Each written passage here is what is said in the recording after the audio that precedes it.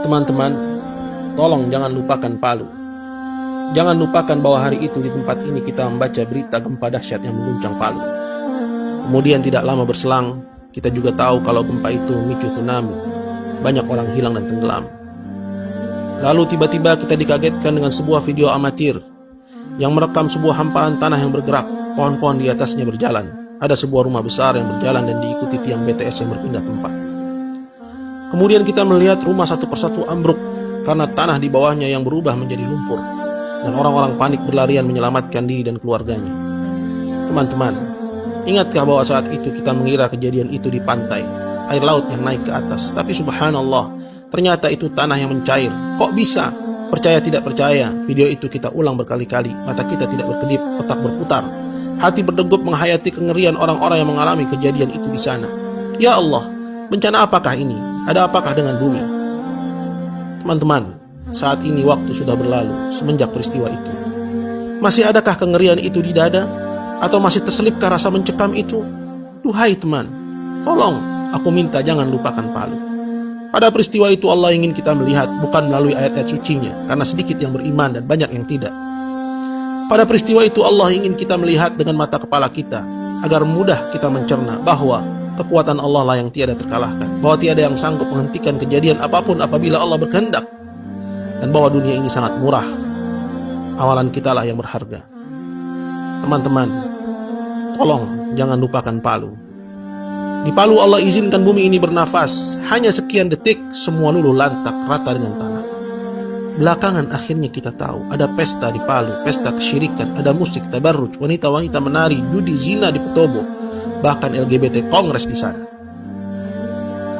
Teman-teman, kalau ada dari kita di sini yang masih melakukan kesyirikan, menyembah kuburan, memberikan sajian kepada laut, gunung, air terjun, mau bangun gedung, rumah, jembatan, menanam kepala kerbau, minta kesembuhan, motong ayam hitam kemudian bangkainya dibuang ke air terjun atau tempat tertentu, melakukan pesugihan, maka tinggalkanlah, karena kesyirikan sebab utama bencana.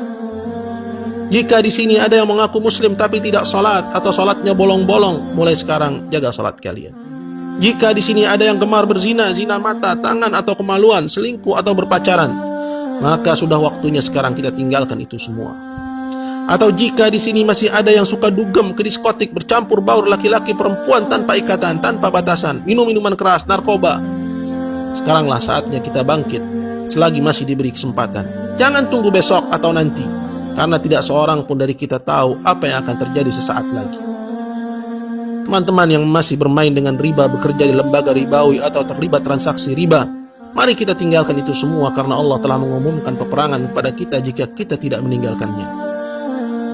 Teman-teman muslimah yang masih menanggalkan hijabnya, enggan berjilbab, gemar bersolek, menampakkan auratnya, mengenakan pakaian ketat atau tipis, tidak adakah rasa iri di hatimu kepada saudari Winda yang jasadnya ditemukan masih lengkap dengan hijabnya?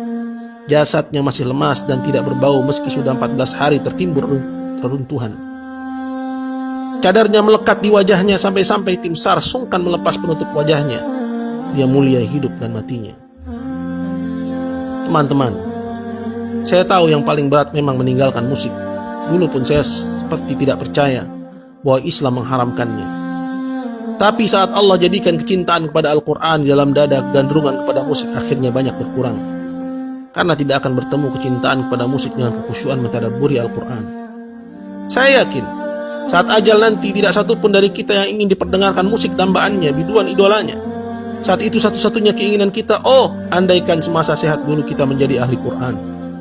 Tapi bagaimana bisa itu terwujud jika sampai sekarang tidak ada keinginan kita berlepas dari musik?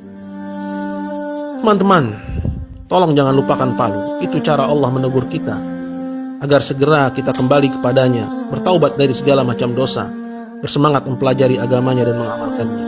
Ya Allah, kami tidak tahu harus sedahsyat apalagi teguranmu kepada kami jika gempa mengerikan di Palu kemarin belum juga menggugah hati ini, menggerakkan diri ini untuk memohon ampunanmu. Teman-teman, tolong sebarluaskan pesan ini dan jangan diabaikan. Semoga dengannya ada hati yang terketuk dan segera kembali bertaubat kepada Allah. Semoga Allah jauhkan kita dan negeri ini dari bencana dan musibah yang menghantui. Dan semoga Allah kembalikan kedamaian dan ketentraman di negeri ini sebagaimana masa-masa kecil kita dulu. Allah sekali-kali tidak membinasakan satu negeri dengan zalim. sedangkan penduduknya melakukan perbaikan-perbaikan. Maka sebarkanlah